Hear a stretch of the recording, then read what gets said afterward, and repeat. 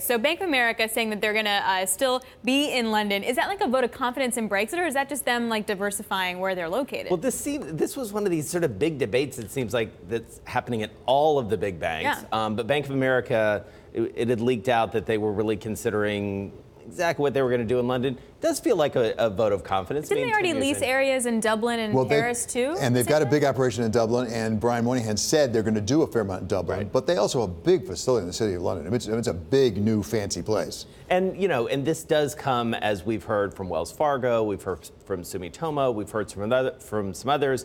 Northern Trust apparently is looking for more space. So maybe trending a little bit in the right direction, at least from the financial services So industry. that's trending in the right direction. Now let's talk about Unilever. Exactly. Yeah. Financial Times today with this big report out. Unilever's thinking about consolidating. They have two headquarters right now, two boards of directors. They're thinking about putting it all together. They might leave London, and that's Unilever House. That's a big deal. And that would go to Rotterdam, which is not a city we hear about. People aren't really fleeing London to Rotterdam most of the time. But that would be a big and really sort of symbolic loss, as you say. It's sort of a big, well-known property. And, we here on Wall Street Beat certainly obsess a lot about the banks and financial institutions. But, big companies like that, they're big employers, but they also, play into the, dare I say it, zeitgeist of, how a city is feeling. Okay, talking about zeitgeist. So JP Morgan building a whole new headquarters here. Like, what's the zeitgeist there?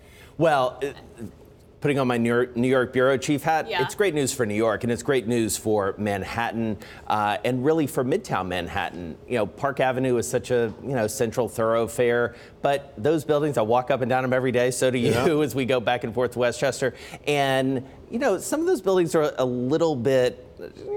Well, there it is right there. I think it was built in 61 or something like that. 61. But I thought one of the interesting things is they're going to tear that one down and build a new, higher one right in the same location. Exactly what's right. interesting is when Goldman went into their place down.